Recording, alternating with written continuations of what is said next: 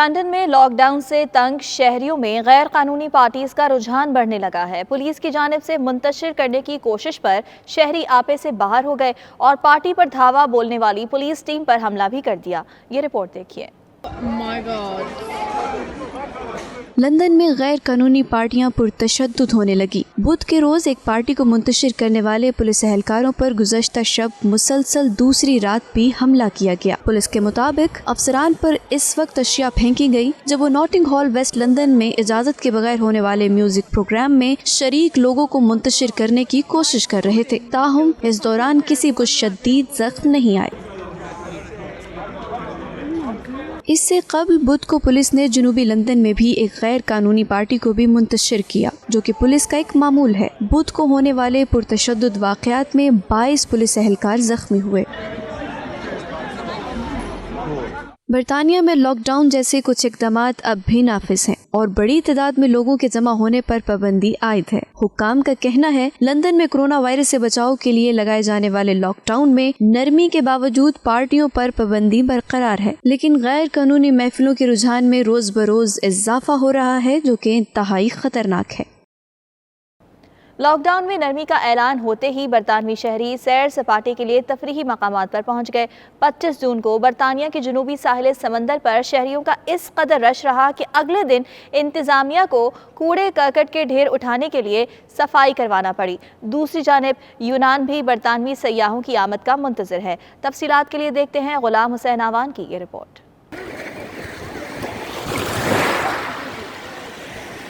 Lock down نرم ہوتے ہی 2.5 ماہ سے گھروں میں قید برطانوی شہریوں نے سیر سپاٹے شروع کر دیے ہیں۔ کئی ہفتوں سے تفریحی سرگرمیوں سے محروم برطانوی شہری نہ صرف پارکوں بلکہ ساحل سمندر کا رخ بھی کر رہے ہیں۔ برطانیہ کے جنوبی ساحلی علاقے بورن ماؤتھ میں 25 جون کو شہریوں کا غیر معمولی رش دکھائی دیا۔ سوشل میڈیا پر جاری ویڈیوز میں دور دور تک لوگ ہی لوگ تھے جو ساحل سمندر پر خوبصورت موسم کا لطف اٹھاتے رہے، لیکن اگلے دن مقامی انتظامیہ ساحل سمندر پر موجود کوڑا کرکٹ دیکھ کر حیران پریشان ہو گئی۔ انتظامیہ نے شہریوں کے رویے کو غیر ذمہ دارانہ قرار دیتے ہوئے ان سے اپیل کی ہے کہ وہ آئندہ ساحل سمندر پر آ کر کوڑا کرکٹ پھیلانے یا گند ڈالنے سے گریز کریں۔ مقامی شہریوں نے بھی جگہ جگہ موجود کوڑے شیشے کے ٹکڑوں کی شکایت کی ہے۔ شہریوں کا کہنا تھا کہ یہ ایک خوبصورت مقام ہے جسے کل شہریوں کی ہجوم نے آ کر خراب کر دیا۔ I came running in the morning through the gardens and the gardens were full of rubbish.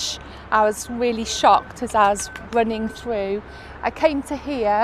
There were tents all over the beach, so the beach cleaners couldn't come and clean properly because there were all tents everywhere.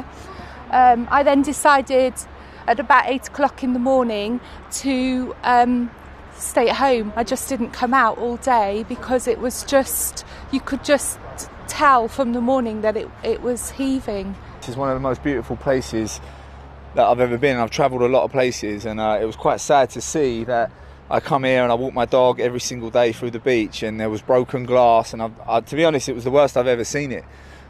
So it was really, it was horrendous. And yesterday it's almost parasitic on how we can be, on how packed and how closely knit together they were. Despite a pandemic or not, it was horrendous, to witness. You want to come to the beach, you want it to be nice. These people don't live here. They come down, leave all their mess and then just go home. Then we have to see it the next day.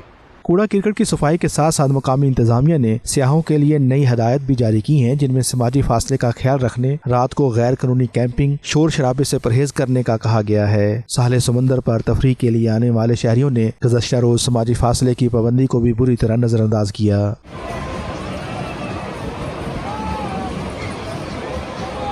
دوسری جانب یونان نے lock down نرم ہونے کے بعد برطانوی سیاحوں کی آمد کا انتظار شروع کر دیا ہے۔ یونانی وزیر سیاحت کہتے ہیں کہ وہ برطانیہ کے ساتھ ایئر برج بنانے کے منصوبے کی تائید کرتے ہیں۔ امید ہے جولائی کے وسط تک برطانوی سیاحوں کی یونان میں آمد شروع ہو جائے گی۔ برطانیہ نے 8 جون سے باہر سے آنے والے مسافروں کے لیے 14 دن قرنطینہ کی پالیسی متعارف کرائی ہے، لیکن ایسے ممالک جہاں کرونا وائرس کنٹرول میں ہے اور کم کیسز سامنے آئے ہیں، ان کے ساتھ ایئر برج قائم کرنے کا خواہش مند ہے۔ ان ممالک میں یونان بھی شمار ہوتا ہے۔ دوسری طرف یونان نے 30 جون تک برطانیہ سے آنے والے سیاحوں پر پابندی لگا رکھی ہے، جو کہ 1 جولائی کو ختم ہو سکتی ہے۔ گرمی بڑھے اور لوگ ساحل سمندر کا رخ نہ کریں، یہ ہو نہیں سکتا۔ لوگوں نے لاک ڈاؤن اور کرونا وائرس کی پرواہ کیے بغیر سمندر کے کناروں پر خوب رونق بخشی۔ ساتھی رپورٹر وسیم قاضمی کے ساتھ غلام حسین آوان، 92 نیوز، لندن۔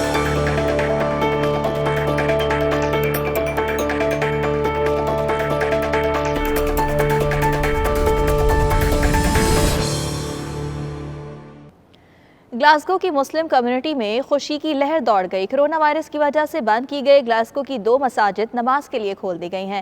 مزید تفصیلات بتائیں گے شاہد میر اپنی اس رپورٹ میں۔ کرونا وائرس کے پھیلاؤ کے پیش نظر اسکاٹ لینڈ میں بھی مساجد 3 ماہ سے زائد عرصہ سے بند تھیں اور مسلمان کرونا وائرس کی وجہ سے گھروں میں ہی نماز پڑھنے پر مجبور تھے، حتیٰ کہ جمعہ کی نماز بھی مساجد میں ادا نہیں کی جا رہی تھی۔ گلاسگو کی 2 مساجد کی انتظامیہ نے سرکاری اداروں کے ساتھ مذاکرات کرنے اور وائرس کے حوالے سے تمام احتیاطی تدابیر اختیار کروانے کی یقین دہانی کروانے کے بعد اپنی مساجد کو نمازیوں کے لیے کھول دیا ہے، لیکن ابھی مزید 2 ہفتے تک با جماعت نماز کی بجائے انفرادی طور پر ہی نمازی اپنی اپنی نماز 2 میٹر کے فاصلے پر رہ کر ادا کر سکتے ہیں۔ ہر نمازی کا گھر سے وضو کر کے آنا ضروری ہے۔ مسجد میں داخل ہوتے ہی اپنی جوتی کو شاپر میں ڈالنا ہوگا، ہاتھ سینیٹائزر سے دھونے ہوں گے، اپنا جائے نماز ہونا چاہیے، اگر جائے نماز ذاتی نہیں ہوگا تو مسجد کی طرف سے بڑے سائز کا ٹیشو پیپر دیا جائے گا۔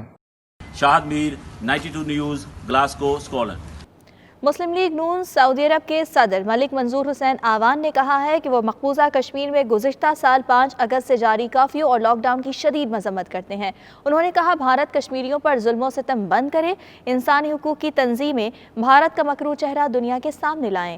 عدیل ریاض کی رپورٹ۔ روزانہ کی بنیاد پر مسلمان مردوں، عورتوں، نوجوان لڑکوں، لڑکیوں کو شہید کیا جا رہا ہے، یہاں تک کہ کشمیریوں کی نسل کشی کی جا رہی ہے۔ اس کی جتنی مذمت کی جائے کم ہے۔ پاکستان مسلم لیگ نون سعودی عرب کے صدر ملک منظور آوان کی جانب سے پاک میڈیا جرنلسٹ فورم کے اعزاز میں عشائیہ کا اہتمام کیا گیا، جس میں صحافتی عہدیداروں اور مسلم لیگ نون جدہ باڈی کے جنرل سیکرٹری عرفان صدرہ اور دیگر نے شرکت کی۔ اس موقع پر ملک منظور نے کہا کمیونٹی خدمات پر پاک میڈیا کی جتنی تعریف کی جائے کم ہے۔ لاک ڈاؤن میں صحافتی برادری اور کونسلیٹ کے شانہ بشانہ اپنے بھائیوں کی مدد میں پیش رہی ہے۔ انہوں نے مزید کہا اس وقت میڈیا کو مسئلہ کشمیر زیادہ سے زیادہ اجاگر کرنے کی ضرورت ہے۔ کشمیر میں ہمارے بھائیوں پر ظلم ہو رہا ہے۔ اقوام متحدہ، بین الاقوامی برادری اور انسانی حقوق کی تنظیموں اور اداروں سے مطالبہ کرتے ہیں کہ بھارت کے اس غاصبانہ اور جارحانہ اقدام کا نوٹس لیں اور کشمیریوں کو ان کا حق خود ارادیت دلوانے میں اپنا مؤثر کردار ادا کریں۔ عدیل ریاض، 92 نیوز، جدہ۔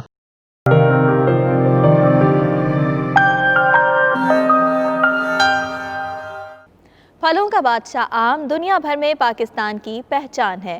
انور اٹول، لنگڑا، سندھڑی، دسہری اور چونسا آج کل لندن کے بازاروں اور سڑکوں پر لگے سٹالز پر مہکتی اور محصور کن خوشبو بکھیرتے لوگوں کی توجہ کا مرکز ہیں اور ان کی خوشبو گاہکوں کو کھینچ رہی ہے۔ برطانیہ میں پاکستانی آموں کی مقبولیت پر رپورٹ کریں گے وسیم قاسمی۔ برطانیہ میں تو ایسے جیسے لوگ موسم گرما شروع ہوتے ہی پاکستانی سوغات کی راہ تکتے ہیں۔ گرمی کا موسم اپنے جوبن پر پہنچ جائے اور پھلوں کا بادشاہ آم مارکیٹ میں نظر نہ آئے، یہ بھلا کیسے ممکن ہے؟ برطانیہ اور یورپ کے دیگر ممالک میں پاکستانی آم کی مانگ دن بدن بڑھ رہی ہے، کیونکہ پاکستان کے آم دوسرے ملکوں کے آم کی نسبت زیادہ خوش ذائقہ اور خوشبودار ہوتے ہیں۔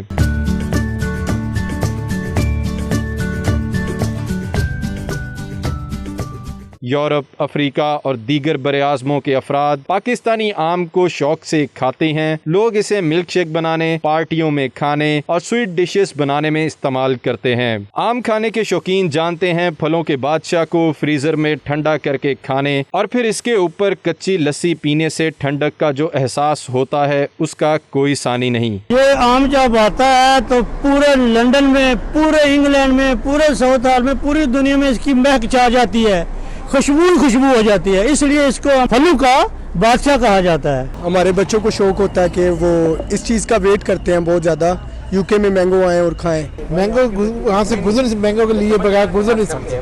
چونسا لیا ہے ابھی میں نے، انور اٹول بھی لیا ہے، یہ سیزن ابھی آم بعد میں آم نہیں آنے، لیکن یہ جب پاکستانی مینگو سٹارٹ ہو جاتا ہے تو ترنت سندھڑی اور چونسا اور انور اٹول یہ مینگو کی زیادہ تر مانگ ہوتی ہے۔ یہ ہمیں ہو گئے یہاں پہ 8-10 سال مینگو بیچتے ہوئے نا، تو پاکستانی آم کا سب سے اسپیشلٹی یہاں پہ یہ ہے کہ یہ اتنا کھایا جاتا ہے اور اس کے لوگ دیوانے ہیں، خاص طور پہ اس کی جو خوشبو ہے نا اس کے دیوانے ہیں۔ اب یہاں پہ آپ دیکھ رہے ہیں، آپ خود اس چیز کے گواہ ہیں کہ خوشبو سے بھرا ہوا ہے یہ ایریا۔ کیوں بھرا ہوا ہے؟ کیونکہ یہاں پہ پاکستانی آم لگا ہوا ہے۔ ویسے تو پھلوں کی برطانیہ آمد کا آغاز مئی سے ہی ہو جاتا ہے، تاہم اس سال کرونا وائرس اور لاک ڈاؤن کی وجہ سے اس کی آمد میں مشکلات رہیں اور محدود پیمانے پر اس کی برآمد ہوئی ہے۔ ہر سال پاکستان لاکھوں ٹن آم بیرون ممالک بھیج کر کروڑوں ڈالر کا زر مبادلہ کماتا ہے۔ پاکستانی آم کی برطانیہ اور یورپ میں برآمد کے حوالے سے پالیسی بناتے ہوئے تاجروں کو سہولیات سہولیات فراہم کر کے بر وقت فروخت کرے تو ملکی زر مبادلہ میں نمایاں اضافہ ہو سکتا ہے۔